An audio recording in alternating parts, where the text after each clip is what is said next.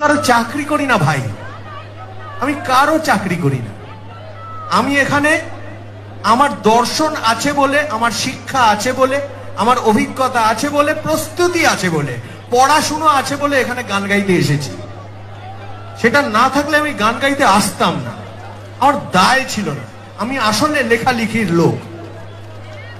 আমি গান গাইতে শুরু করবার আগে থেকে আমি লিখি। আমি একদম ডিগবাজি খেয়ে ওদিকে চলে যাবো, আমার কিচ্ছু এসে যাবে না, আমি লিখে ফাটিয়ে দেব,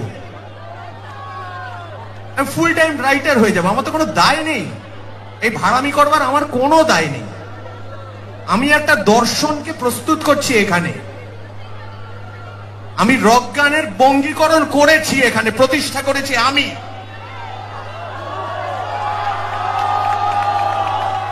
এটা প্রতিষ্ঠা করা অত সোজা ছিল না।